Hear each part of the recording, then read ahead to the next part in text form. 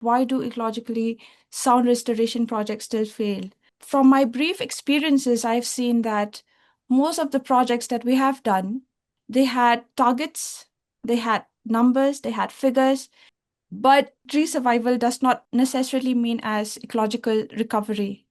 When I speak to the communities, they do not recognize the numbers, the targets that we have. What I think was missing was, and what they told me as well, was the meaning, the sense of stewardship and relationships. When a project ends, degradation returns, mainly because communities are very disengaged. There's something called as ecological memory.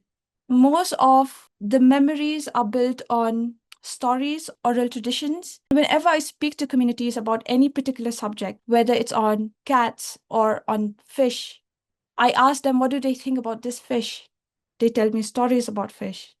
I ask them, what do they think about the forest? And they tell me stories revolving about the particular forest. People really, really like to tell stories, and also they identify themselves with stories.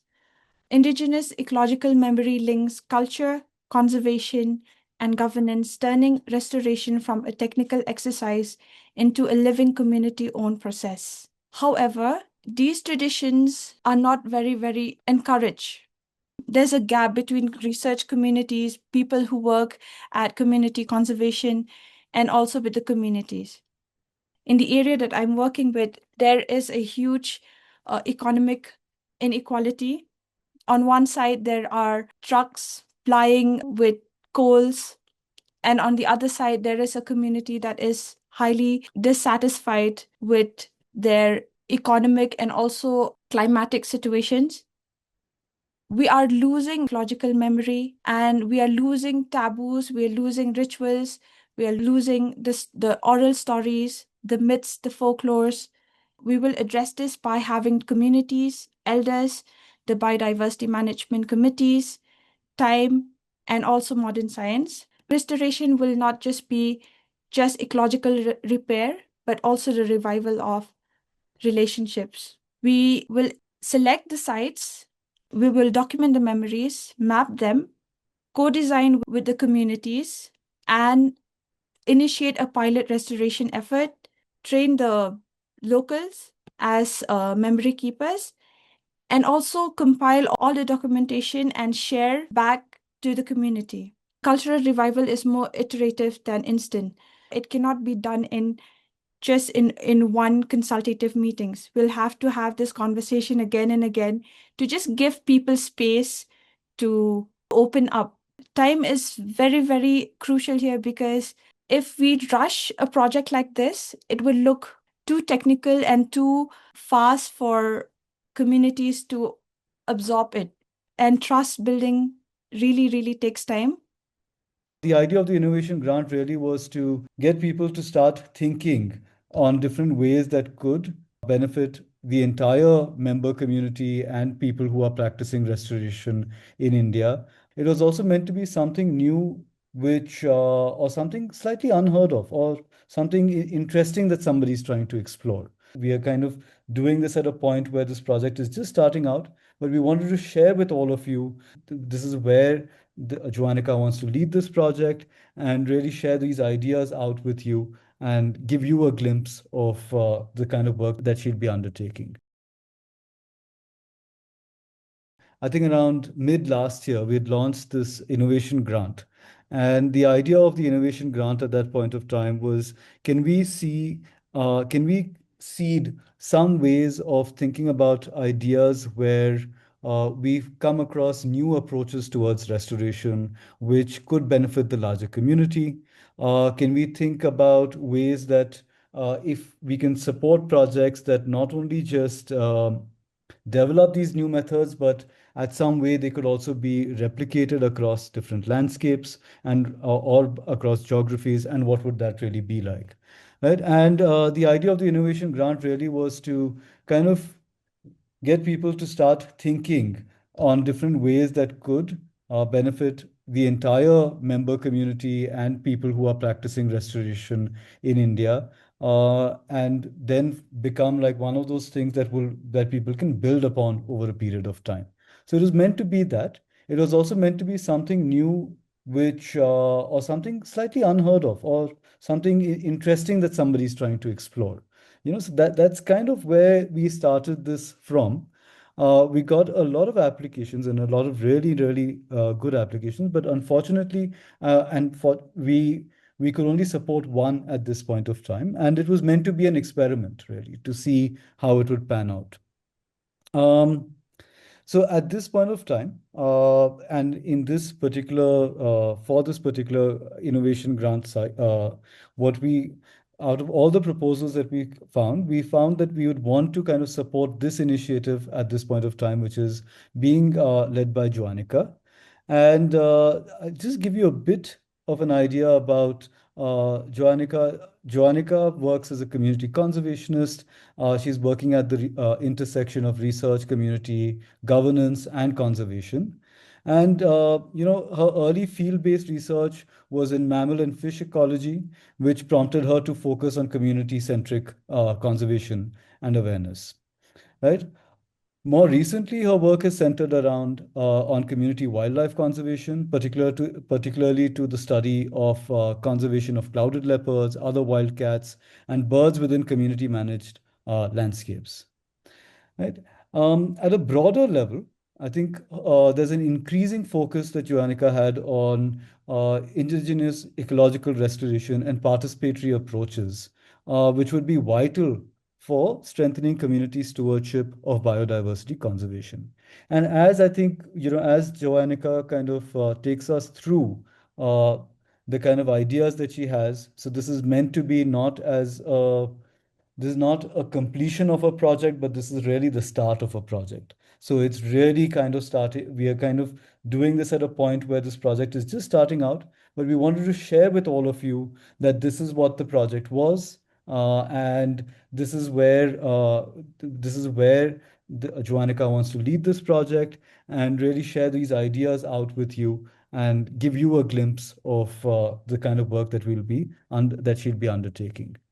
And just adding here one thing that I have the privilege of, sometimes being in conversation with a lot of people who've been practicing restoration for a long period of time. And something that always strikes a chord is that while we all practice restoration and do rewilding on land, there needs to be some sort of restoration of our relationship with nature itself as well. Right? There needs to be some, I think, in the words that I remember very clearly. I think Suprabha had mentioned this at one point of time, but she had said something to the effect of, um, how do we rewild the hearts and minds of people as well while we work on restoration, right? So how do we rewild our hearts and minds? And I think that is something that you would kind of see in this project as Joannica kind of walks us through it. That the whole idea of this, the questions that we have, is, you know, how do we look? Can the revival of, for example, indigenous ecological memory rooted in oral traditions, rituals, and stories be a precursor to ecological revival? Can it lead us to develop more culturally anchored restoration practices? Right?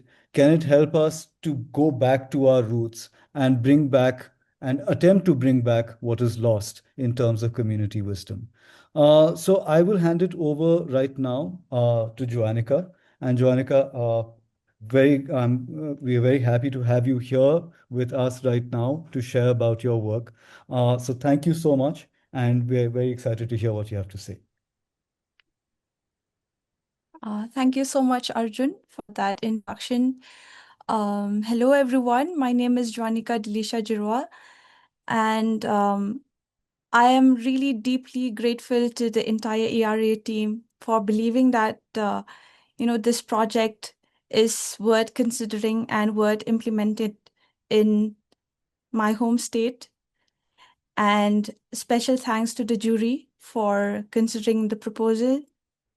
And also at I would like to also, credit the communities that have helped me in uh, starting or in the ideation phase of this project proposal. Um, so what we will be talking today is on reviving community-led ecological memory systems in Meghalaya forests. Before I explore to this, I would like to take you on a story on the journey that I've had over the past 5 to 6 years working in conservation. And as Arjun has mentioned, I have, shifted gears from fish ecology to mammal biodiversity to monitoring. Um, I've worked with environmental impact assessments at policy level, at governance level. And each time I had to interact with communities. And whenever I speak to communities about any particular subject, whether it's on cats or on fish, I ask them, what do they think about this fish? They tell me stories about fish. I ask them, what do they think about the forest? Or even I don't even need to ask them, what do they think about them? I just have a conversation with them and they tell me stories revolving about the particular forest and why did they name this area so and so. And there's always something called as ecological memory. And it took me, I think, few years to realize the pattern, to see the pattern that the community that I have worked with, in fact, not only in Meghalaya, but I've worked in across Indian Himalayan region, and I've realized that pattern where people really, really like to tell stories, and also they identify themselves with stories. They also identify the community with stories. So,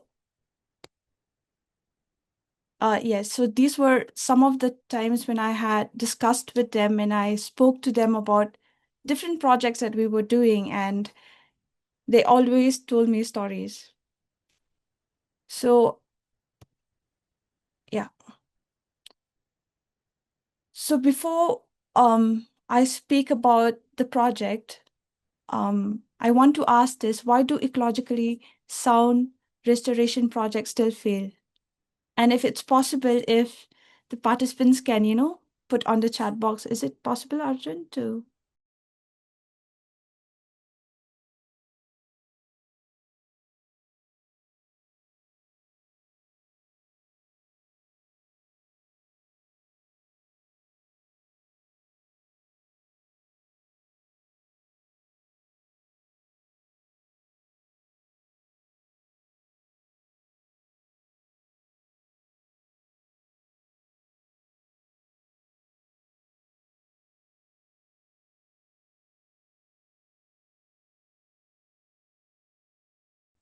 From my brief experiences, I've seen that most of the projects that we have done, they had targets, they had numbers, they had figures, and it looked very, very figurative. But when I speak to the communities, they do not recognize the numbers, the targets that we have. So what I think was missing was, um, and what they told me as well was the meaning, the stewardship, the sense of stewardship and relationships. And I would like to share a story with this gap. Why do I think that we had this gap is because when I spoke to few of the head of the clan of sacred groves before writing this proposal, and they were telling me about so many of the research communities overseas and even national research communities had come to the sacred groves. They had collected samples, and the communities were very excited about it.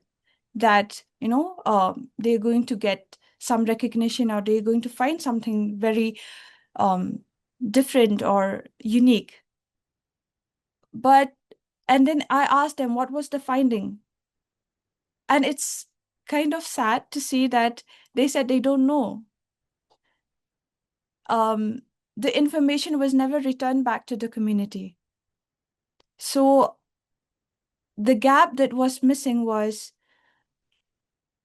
the sense of stewardship of the community residing in that forest, the relationships, and also the memory. Because memory, I've also realized that, and I've seen this pattern, that most of the memories are built on stories, oral traditions.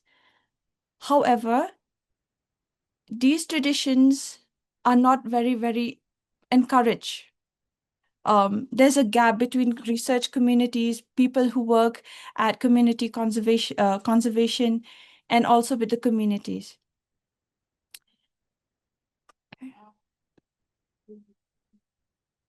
So yes, so the gap, what we have seen was tree survival does not necessarily mean as ecological recovery. And when a project ends, degradation returns, and mainly because communities are very disengaged. Um, and I don't think the gap is funding or effort, because everyone is trying to put efforts, but it was something else which I had mentioned earlier, which is the sense of stewardship, and also the sense of connection between communities and the forest. So yes, so the quiet loss is the connection and the stewardship. And we've seen that the ecological degradation is also happening hand in hand with the erosion of cultural memory. So the core proposition of this proposal was, what if ecological memory is not just nostalgic, not just emotional, but also functional? And the main question that we wanted to address in this project is, how can community-led ecological memory systems rooted in Indigenous knowledge and oral traditions be revived and integrated with modern restoration science to regenerate sacred groves and degraded forests, while creating a replicable framework for culturally anchored ecological restoration across tribal landscapes. So we really wanted to see whether we can revive those memory systems, which the communities are very, very particularly interested in, integrate them with uh, modern science, to and also take the inspiration of of sacred groves and bring it to the degraded forests in the vicinity.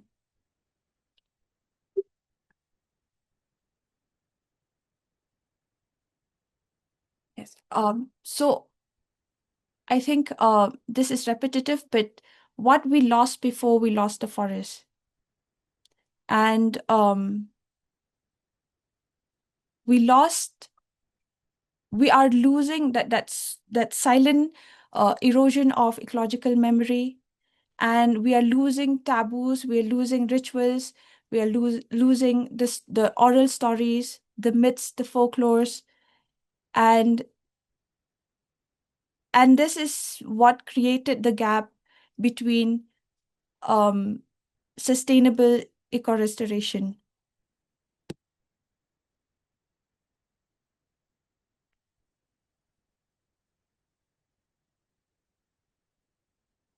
So Meghalaya as living landscape, sacred groves versus degraded commons.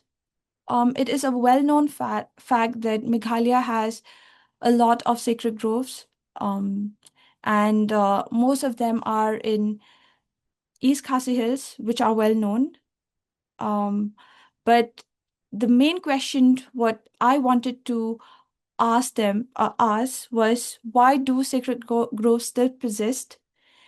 And what has happened to those sacred groves which are slowly changing, and slowly what happens when memory fades? And also see what is happening in the degraded forest.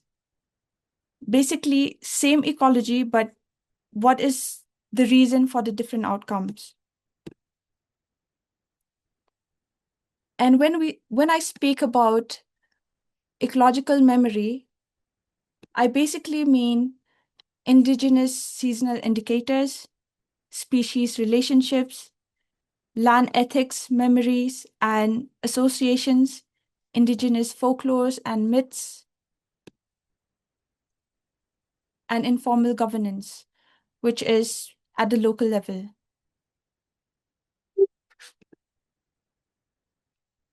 So a little bit about the project landscape. So this project will be implemented in West Khasi Hills. And we will be working with two types of forests.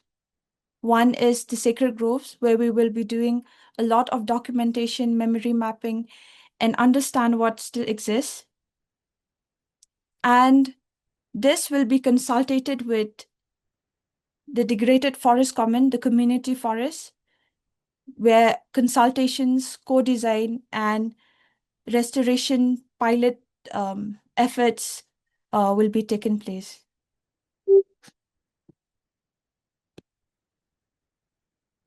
And there are two communities that I'm particularly interested in working with.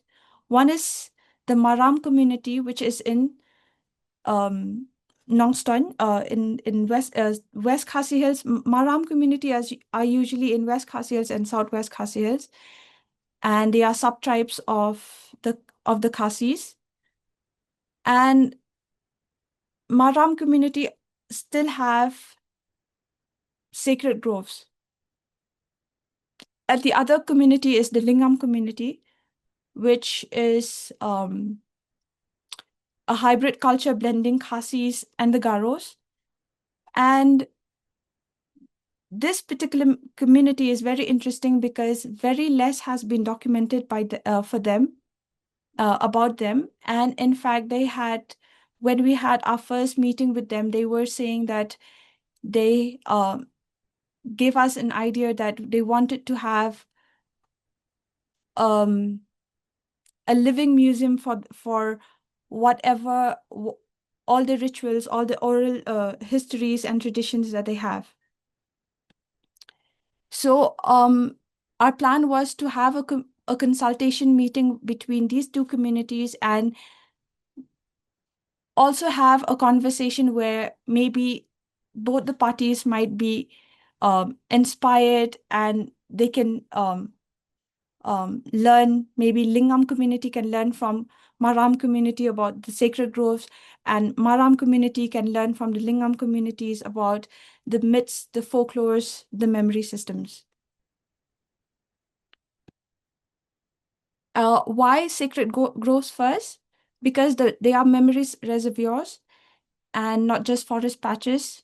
And we're really interested to see what they retain, what they've lost, and potentials to guide the degraded sites. And why degraded forests? Because this is where the actual restoration efforts will happen. It is the community forest, it's a daily use landscape, and there is ownership complexity, and also there is a sense of since it is purely managed by the community, there are complexities, and there are also autonomy. So the overview of the methodology is, we will select the sites, we will map the memories, we will document the memories, map them, co-design with the communities, and initiate a pilot restoration effort, train the locals as memory keepers, and also compile all the documents, all the documentation, and share back to the community.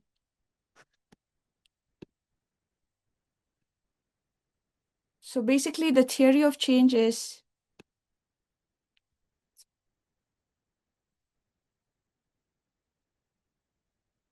so the problem is restoration ignores memory and culture. And this is, we will address this by having communities, elders, the biodiversity management committees, time, and also modern science.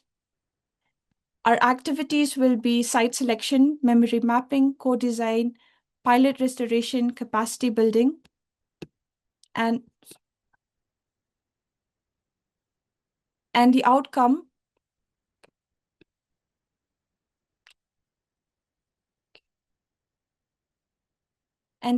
will be community ownership, durable restoration, knowledge, legitimacy, and the overall goal and impact will be living landscapes rooted in culture and stewardship.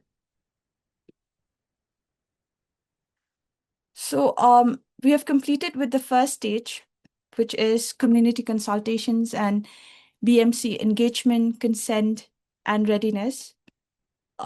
We had this earlier this month, and we had interacted with the communities, both the two communities, and we saw that they were very, very excited regarding this project because for the Lingam community, they expressed that there's so much more to document, but they were never encouraged. And where Lingam communities resides is also a place where there's high illegal coal minings. There are many coke factories.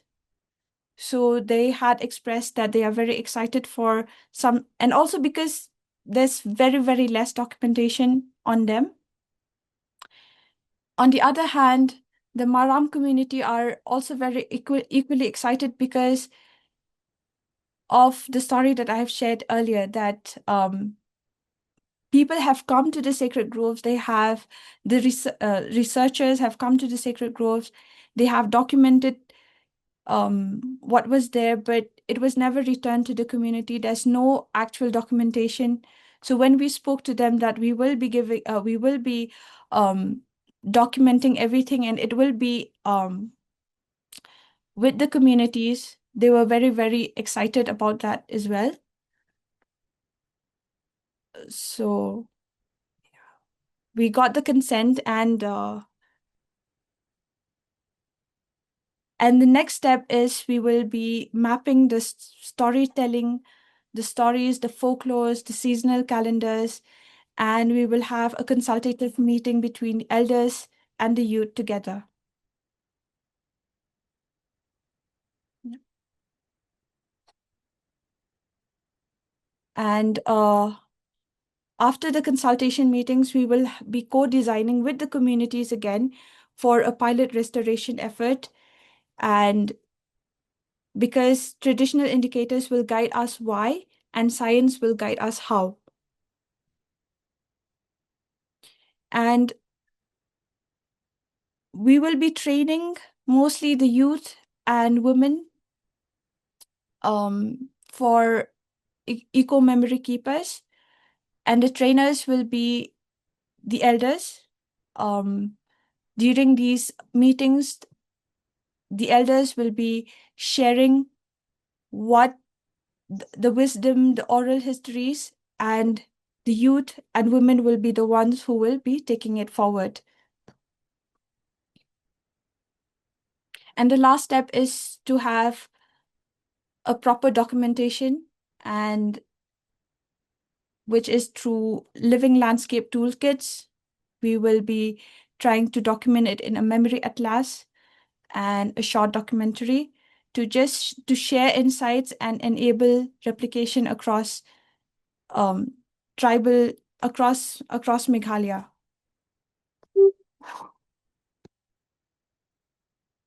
So what this unlocks is restoration that lasts because people belong to it.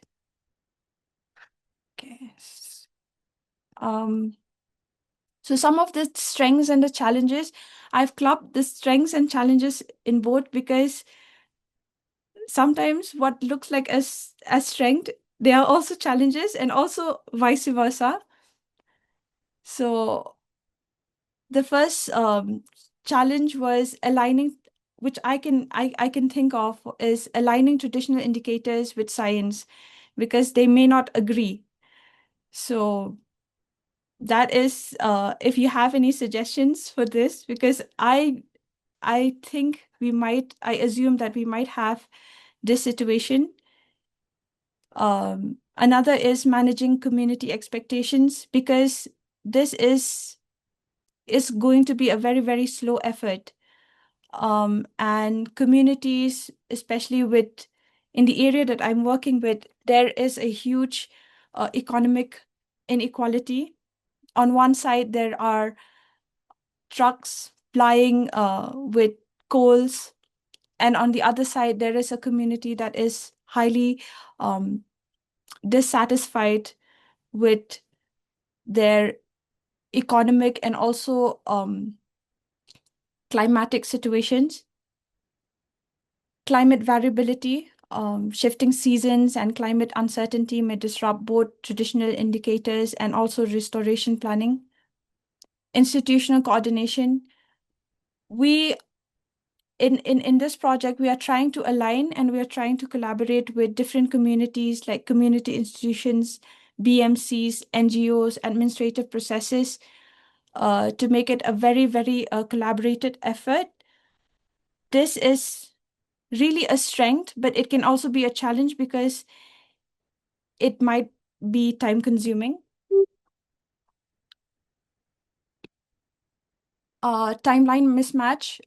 This we've already experienced it. We were supposed to start the project on December, but in the community there was somebody who passed away, and we had to, and it was a very, very important person, so we had to give them time, and we had to shift it to um, January.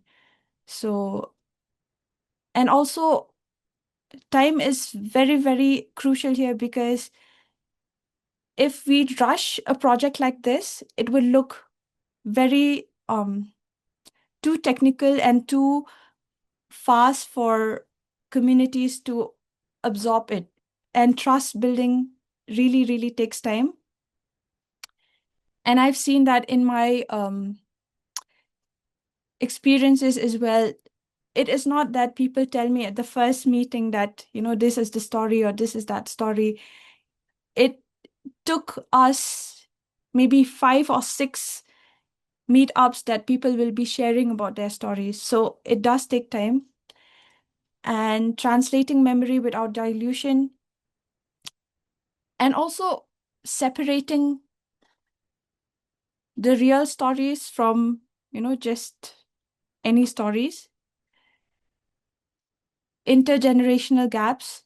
Um, so elders, they do what I've seen is elders, they have these ecological memories. However, the youth are disinterested, and we are still finding ways how to engage the youths, how to build that connection again. So yeah, these were some of the strengths and the challenges. And I think earlier Mandeep had shared few of the queries and interests from the ERA community that they have put in the registration. So I'll try to address few of them. Um, So role of Indigenous ecological memory in conservation.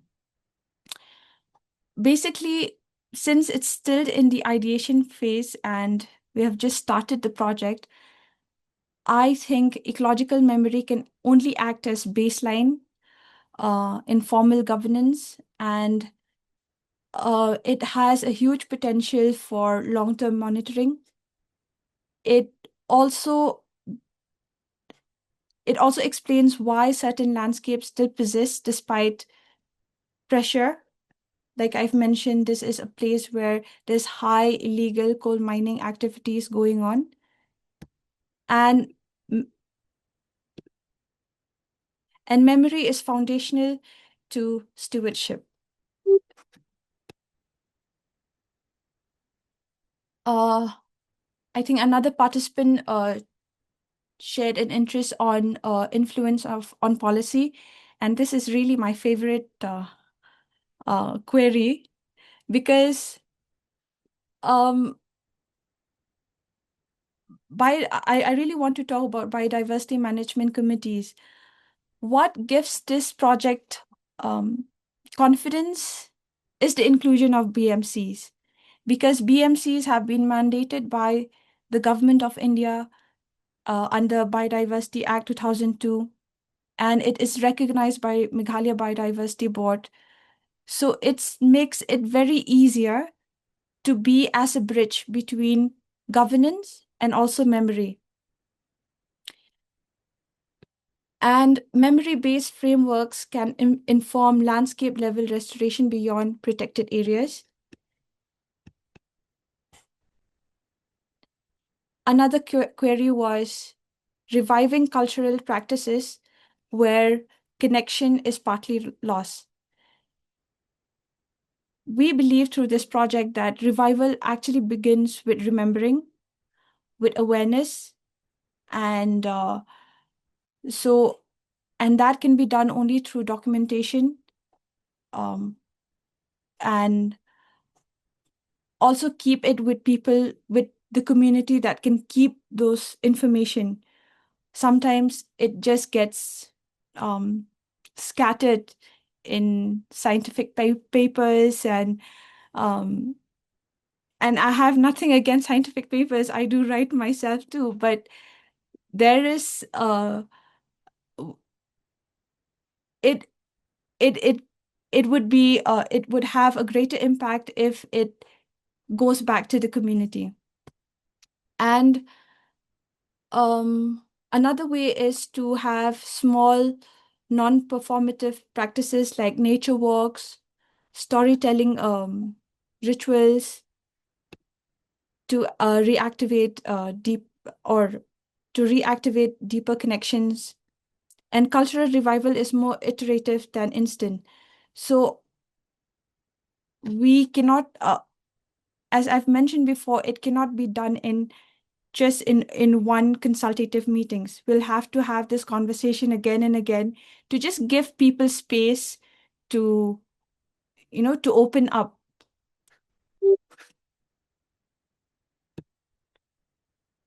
Um, Another interest was indigenous wisdom, traditional ecology, ecological knowledge guiding restoration. So traditional knowledge basically will inform site selection, species choice, timing of interventions. And this, I have a story on this, that there was this particular sacred grove that we are trying to work with.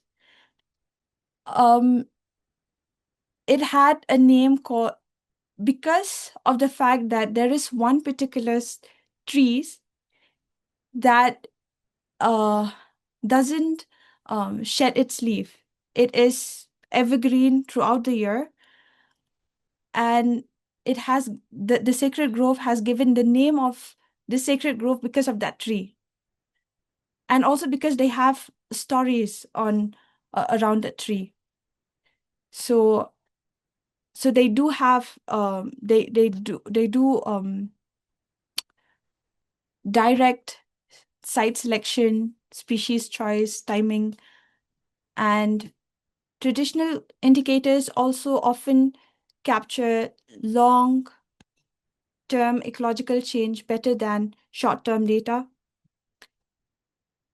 And most importantly, traditional TEK provides context for the local communities. Another query was authentic. How do we integrate restoration into modern conservation authentically. Um, I think integration must be co-designed and not just extracted. Patterns must be recognized. Indigenous knowledge guides intent and priorities, supports science supports implementation, respect, consent, and co-authorship are essential safeguards.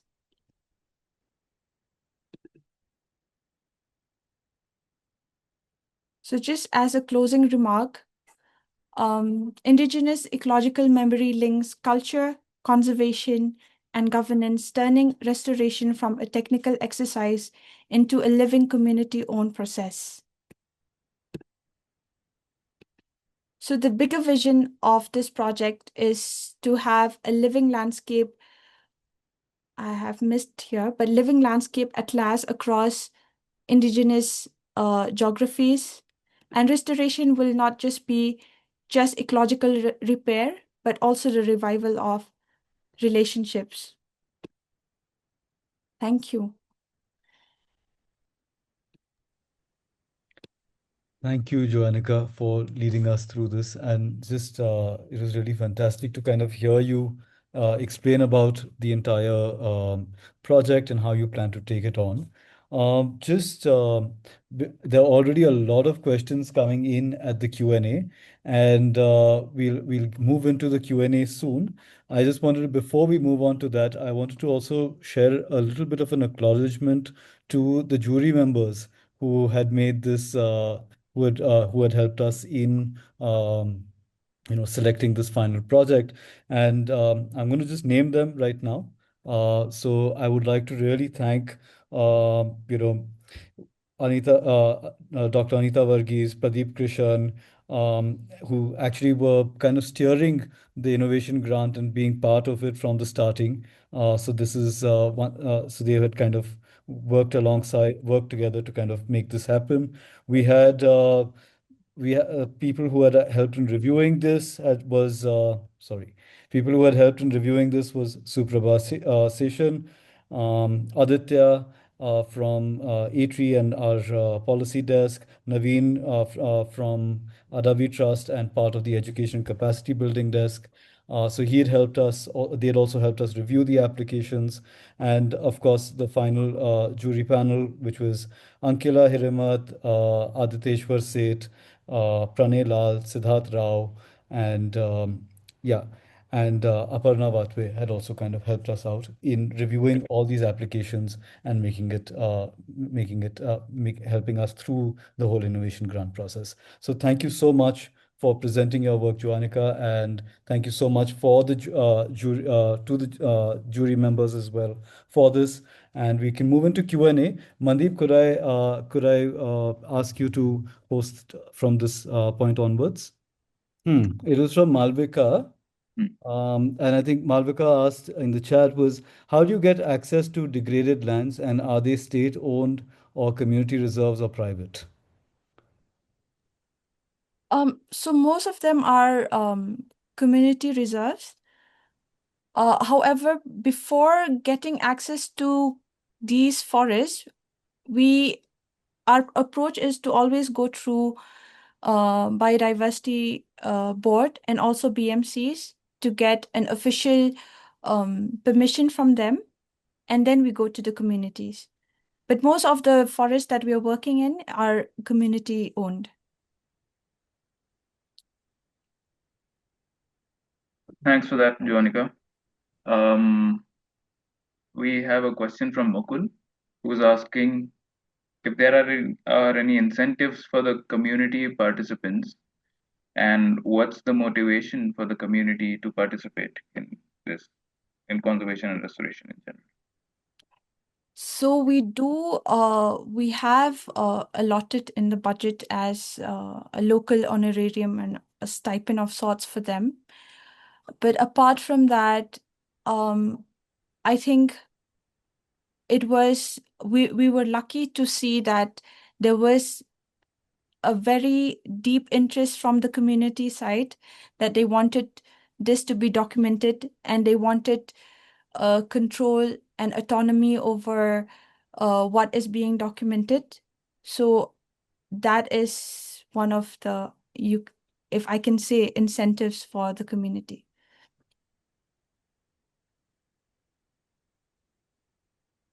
Thanks for sharing, Joanica, and thank you, Mukul, for the question.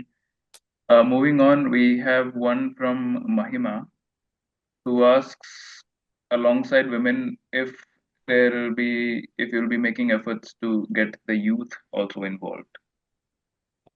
Oh, thank you for that question.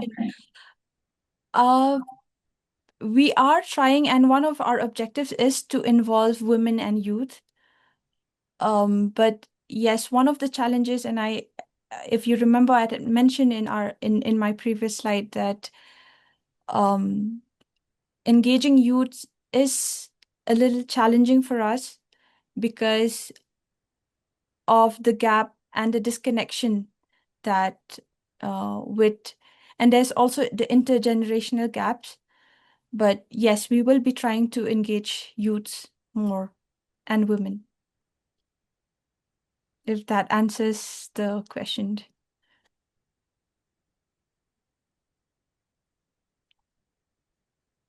Thanks, Joanica. Would be very interesting to see how you go about it.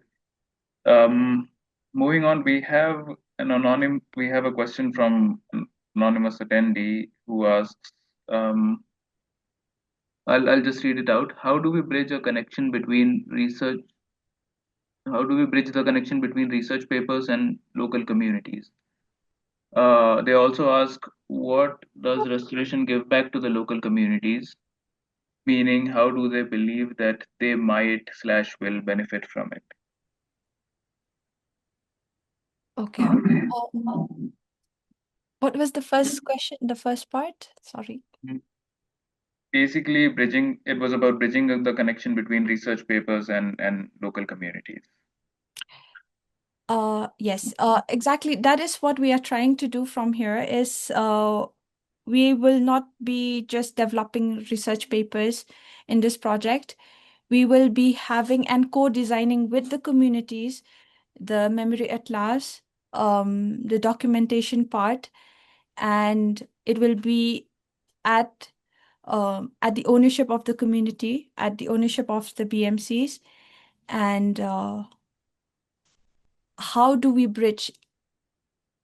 That is, I think, again, I think to bridge the the research papers with communities would be to I'm not sure how to like address this, like how to bridge, and because we have never bridged that, we have never bridged the gap between that is also one of the challenges that I've always faced. Like we write papers, but then there's no communication with the communities. But yes, I do see that Atlas will be one of the ways we can bridge them. And the second question was what was the benefits, right? What does Basically, restoration? Yeah. Okay. So we had spoken to them, and again, this proposal, all credit goes to the communities because they had expressed it to me that they wanted to have this sort of documentation, and they do see it as a future ecotourism ecotourism opportunity for them because we are bridging not just one community but two communities. So when they travel to West Khasi Hills, it will be a network of folklores, a network of ecological memories, and also the restoration, the sacred groves are there. So it will they are actually looking forward to have a museum of their community and also with the sacred groves. So yeah, if that answers. And that is again uh, a very long-term plan, but this is also the plan came from the community itself.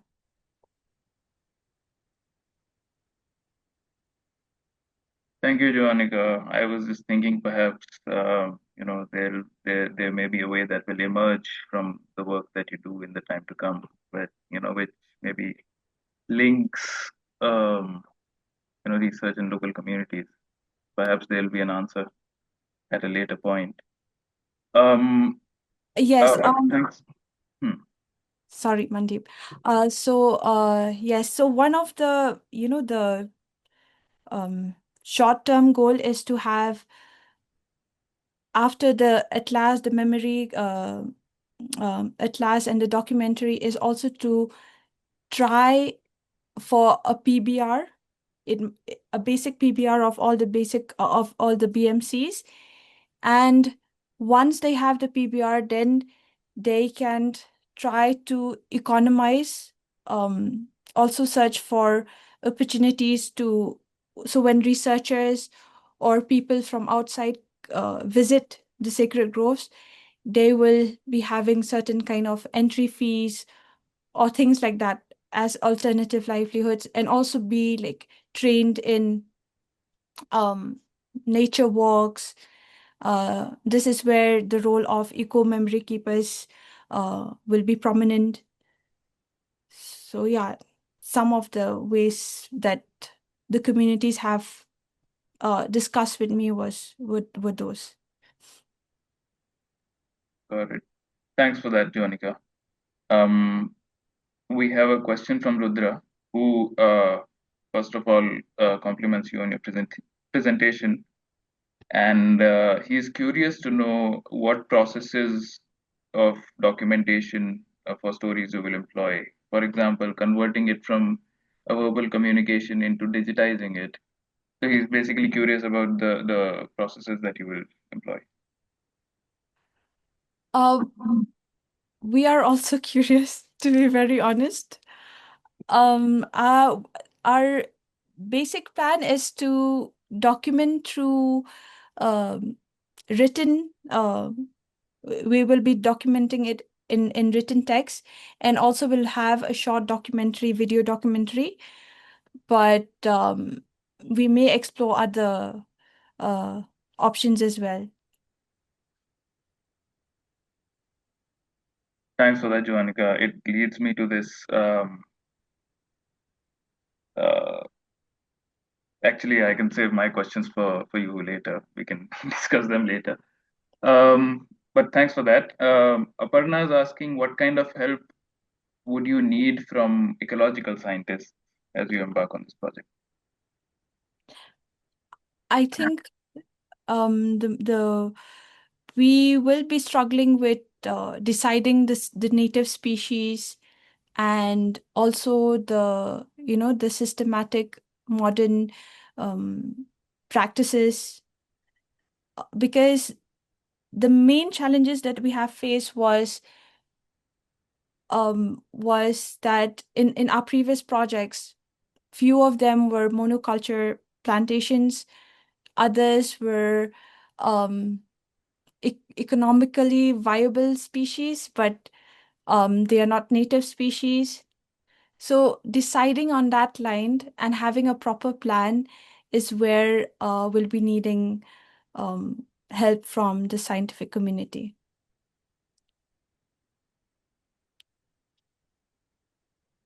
Thanks for that, Jonica, and I hope you get all the help that you need.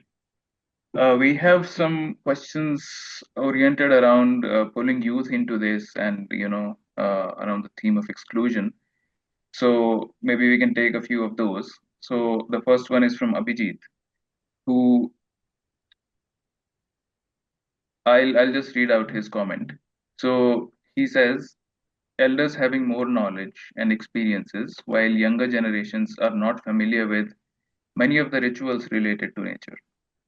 And it's somehow leading to social extinction of various threatened but culturally important species of flora and fauna. His question is, can you share some light on how we should popularize their traditional knowledge and cultural practices among the younger generations? He further adds that he's asking this because it's very challenging job. And I think he's given it a lot of thought, but he admits that he's a bit clueless here. Yes, as I've mentioned before, it is going to be very challenging, and I can already see it being quite challenging for us. But I think conversation is where it starts. Just making them meet each other and have a space where we can share about stories is where we can try. And and I think, and I like to believe that um, young or old, we are fascinated by stories and myths. And so I think just having that space to start that conversation is where we can start.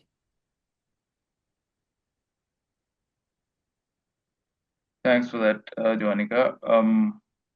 And thanks, Abhijit.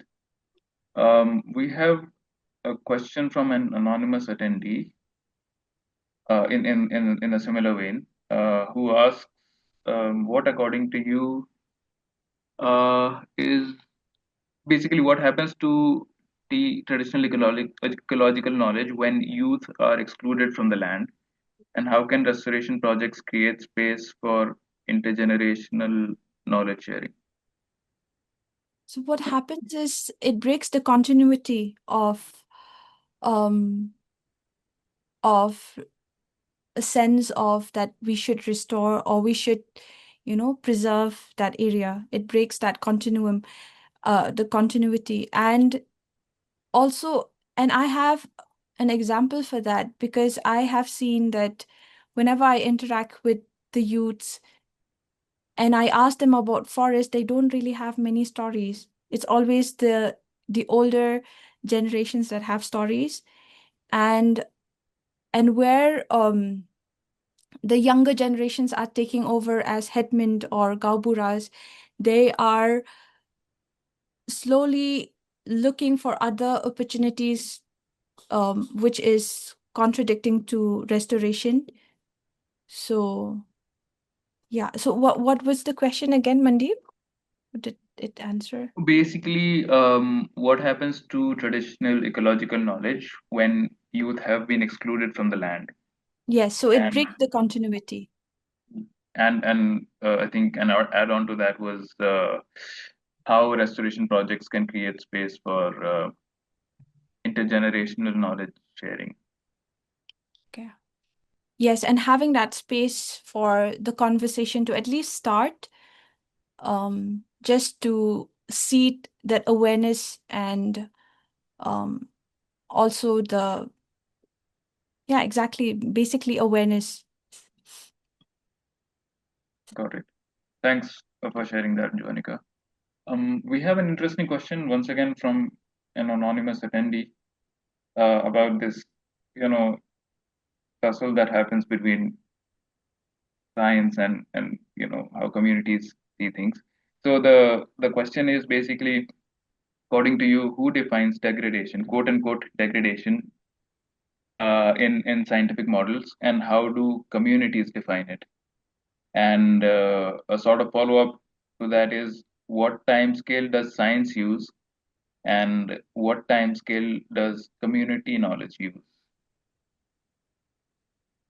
Um, I think the answer lies in the project itself, that communities defined degradation as degradation, loss of the connection, the sense of stewardship, and also the connection with the species around. And I think science, um, I think the scientific definition is known to everyone, that it is loss of species. It's all the technicalities that goes into that. Um, so yeah, so that's the stark difference between um, scientific community and the local indigenous communities. I hope that answers the question, because yeah. Thanks for that, Jonica. It's an anonymous person, so the person who asked, you you're free to post a follow-up question, and we'll be happy to take that on. Joanica, it's 5. I wanted to also, we have a bunch of questions, and I wanted to do a quick time check with you. If you have maybe another 5-10 minutes, and if you can hang on, and maybe we can conclude this after we are done with the questions. So, Yes. yeah, thanks for that. So, we have a question from Dr. Om Prakash Tiwari, who asks if BMCs are involved in these activities, and he's asking if there's a grant from the biodiversity board, and probably from the biodiversity funds that they have. Um, I think I've got these questions every time I talk about BMCs. It's a very interesting question. Um, I have spoken to the State Biodiversity Board, and I have come to realize that they have more than 6,000, 7,000 BMCs in Meghalaya. So it is rather, and they are still in the process of, getting new BMCs. And sometimes over the years, we have got new BMCs for them, to register. So they are still on the process of that. And the funds that they try to do, they do give but it's very minimal and it's limited, but they do give a startup fund. And depending on how the BMCs operate and the interests, and also based on the proposals that they submit, they do get other funds. But this is where our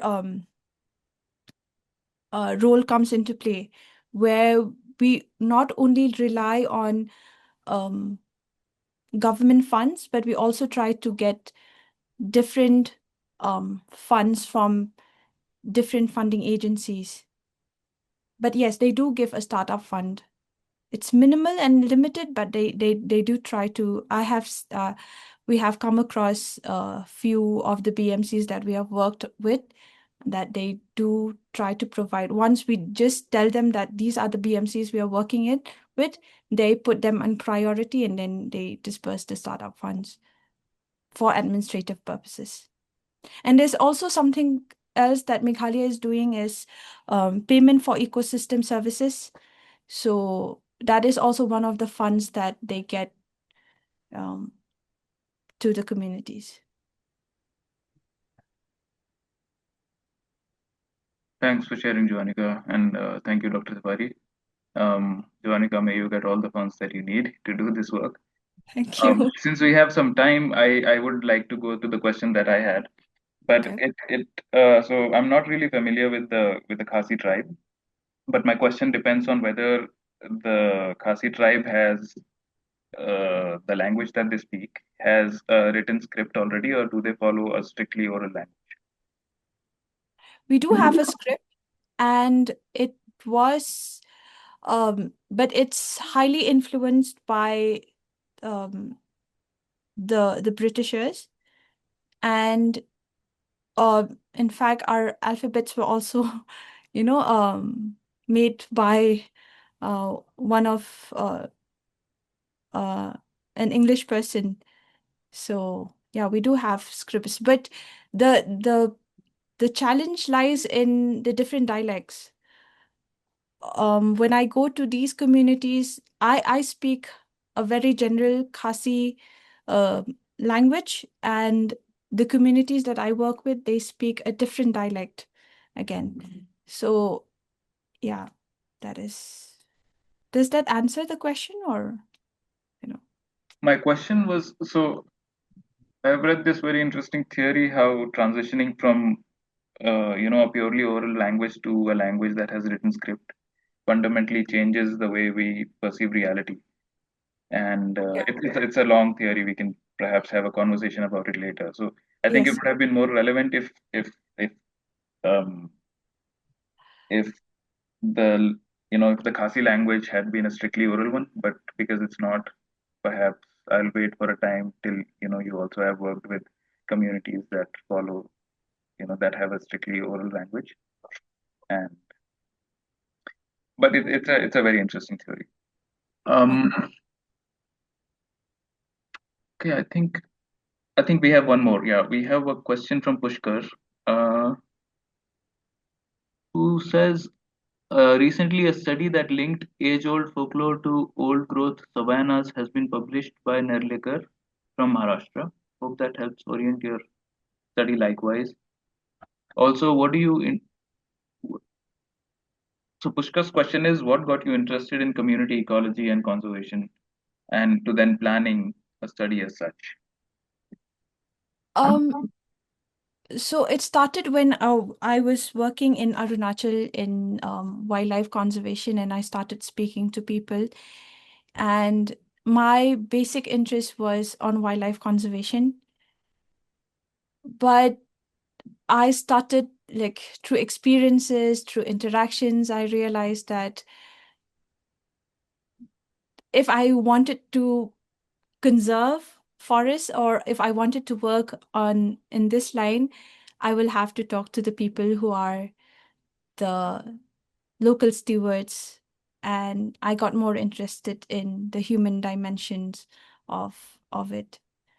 So yeah, basically it's the intermediate part to my end goal, which is to, for wildlife conservation and forest conservation. Thanks for that, Joanica. We have not exactly a question, but I think a bit of so some an opinion. So basically, someone has shared this anonymously, and they're sharing that it's important to not overemphasize words like myth and folklore, and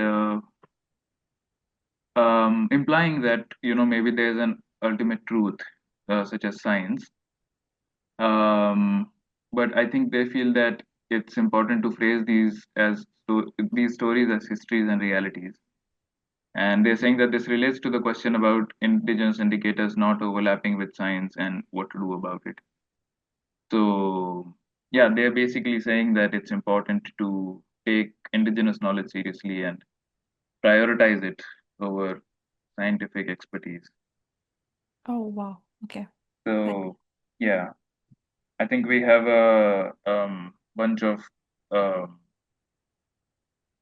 compliments in the chat. So I can quickly read them out.